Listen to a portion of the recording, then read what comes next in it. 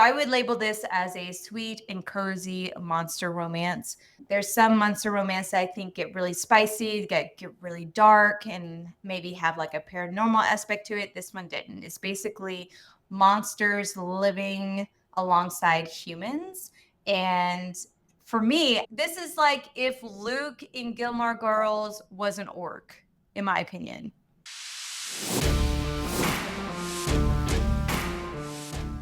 Welcome to Morally Gray Babes. We're your hosts, Jen and Amber, two unapologetic book addicts diving deep into the steamiest reads, hottest book boyfriends, and those spicy moments that make you blush. Amber here, and we're not just here to talk plot twists and character arcs. We're breaking down everything from our favorite quotes to the spice levels that really bring the heat. Expect a lot of laughs, a little cussing, and some seriously hot takes. Whether we're gushing over fictional men or dishing out the truth on what books deserve the hype, nothing is off limits. So buckle up, Buttercup, and get ready for real, raw, and totally unfiltered book talk. Because we're the book besties you didn't know you needed. Hey everyone, it's your Morally Gray Babes, Jen and Amber, and today we're diving deep into the book Her Sweet Orc by Meg Rhodes. It's basically a cozy and spicy small-town monster romance featuring a creative and confident plus-size art teacher as the female main character, and this ultimate ooey gooey cinnamon roll baker who is the male main character and also an orc. All right, so the synopsis of the book: Ada, the last thing that I expected after moving to Whispering Springs, Oregon, was to fall head over heels for, is it Olgan? That's how I say it. That's how you, okay. I mean, that's kind of the thing, right? When it comes to books, we're like, we get to make it up as we go unless we listen to audio. The sweet and sexy orc bakery owner. I've had my eye on him for months, and it makes my heart race when I find out that my feelings aren't one-sided. Am I ready to trust Olgan and let him into my life, or will a secret that he's been keeping from me tear us apart? Olgan, I knew from the second Ada entered my bakery that she was my fated mate. Humans don't have fated mates, so how am I supposed to prove to her that we are meant for each other? Months have gone by since I first scented her, and I am through waiting. It's time for me to woo my beautiful mate and show Ada that the one thing missing in her life is an orc to care for her. I like how you say we get to say the names of the characters, like, because we're reading it. For me, her name wasn't Ada, it was Ava the whole entire time. I have no idea why. It's an easy name, it's 3 letters, but I even in my notes, I even wrote Ava this and Ava that, and I'm like, "Oh, yeah, her name is Ada." I love the dedication. So some books have dedications, some are really good, some are really spicy. This one was just super sweet. It says, "This book is dedicated to myself. The younger version of me would be so proud of how far we've come and how we made our dream come true. It's never too late to heal and become your own hero." And I just loved it. I loved that too, because I think that as a society, we're really starting to hopefully move forward in body positivity and believing in yourself and all those things. So when I saw that dedication, it really hit home, especially with 2 daughters. Yes. And speaking of positive body positivity, the triggers in this, we'll just lead into that before we start talking about the book itself. Yes. So it mentions a fat phobic comment. It also mentions adoption, previous partners cheating, but not the male main character, parental and grandparent loss, anxiety representation, therapy, abandonment issues, struggles with grief, birth control, longing to be a parent in the future, and discussions on waiting to become pregnant. So, if those trigger you in any way, then this episode, this book may not be for you, which is okay. Come back later. Otherwise, we're going to keep going in and we're going to just move on to. I like to start with just nicknames because I love a good nickname. And the nickname that my husband has for me, the hubster has for me, is not cute at all. And we're not going to even talk about it right now on this podcast. So every time I hear a male main character give the love interest a beautiful, sweet nickname. My heart just like pitter patters. And Olgan called Ada Sunshine. I just thought it was Yes. beautiful. It was very, very sweet, and it had to do something with how she just brightens up his day or something, like, when they talk about it in the book. Yeah, she And was full of like joy and positivity, and she just like talk about the tropes in this. I think the how I would say these tropes is it's just a monster romance, right? And I would say it's a sweet and cozy monster romance. Like we have a lot of side characters, there's a lot of banter. I would label this as a sweet and cozy monster romance. There's some monster romance that I think get really spicy, get really dark, and maybe have like a paranormal aspect to it. This one didn't. It's basically monsters living alongside humans. And for me, I think the way that I explained it to you, Jen, was that it was like Monsters in Stars Hollow. Like it was Gilmore Girls. This is like if Luke in Gilmore Girls was an orc, in my opinion.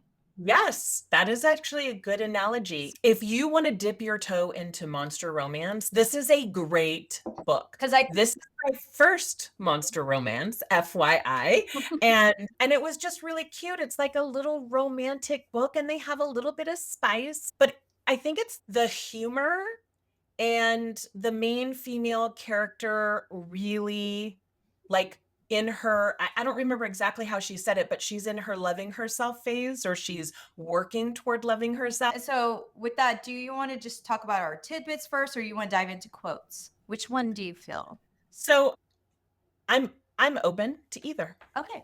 Well, let's just since you started, both of mine start with the body positivity. Like I have a quote, Yes. but we could just talk about the favorite What you tidbits. liked. Yeah, and then we Sure. could go into quotes because, like, maybe once the reader can understand a little bit about the book, then it puts a little bit more context on the quotes themselves. So Yeah. I have like a slew of things that I really loved. I do have a handful of things that just kind of irked me a little about this book. It's totally fine.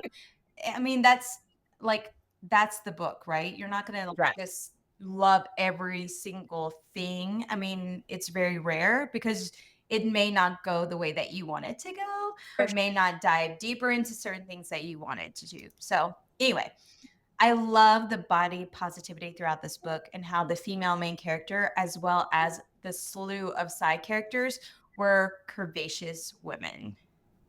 So that's Yes. amazing. That I love that. I loved also how Rue, which is her best friend, was so protective of Ada. Oh, Like, yes. she was a real ride or die chick. I think I have something.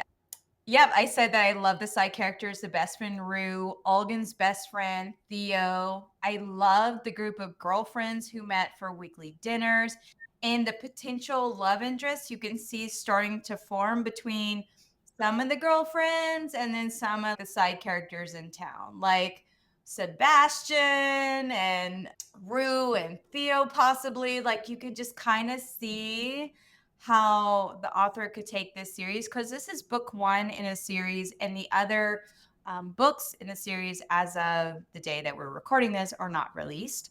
I reached out to the author and I was like, Meg, Hello. what can I expect? Because I feel like the next book is going to be Rue and Theo, and I kind of need that. But I loved that. Since we're talking about Rue, and I love whenever Theo calls Rue for help with Olgan, and he says, like in the phone, yes, I'm aware that you think I'm the LOTR reject, but I have a hurt orc here who needs some answers. I loved it. And then her reply was something like, oh gosh, what was it? It was so funny. It was like, I see you around bootleg Legolas. Like, the way Yes. they, her humor was just so funny. Like, rude I humor. I just loved it. Yeah, I think, you told me early on when you started reading this book how you can completely see all the other books from this. Mhm. I totally agree with that. And I know when it's released, we'll be reading it. And I also really loved all the references to other books in this book. At one point, didn't you look up one of the books that There's a name. So there's a book club in this book, right? It's called the Neck Romancers, which I thought was hilarious. And it's a group of people who read all kinds of alien and monster smut, as they say. And it actually, they were talking about an author and how their next book was going to be about alien romance. And I was like, I think the author's name was Ivy Knox. And I was like, Jen, I just found our next book. Like, we're going to read a book by Ivy Knox next. And sure enough, we did. And it was because of this book. And I really like that.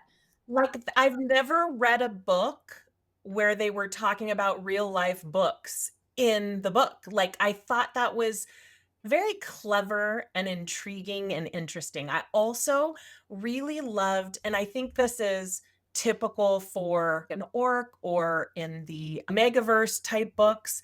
I love how Olgan is so thoughtful and thinks of Ada's like every need and want. Like his happiness comes from her being happy. And that's kind of a pull through on these types of books that I find I really enjoy that.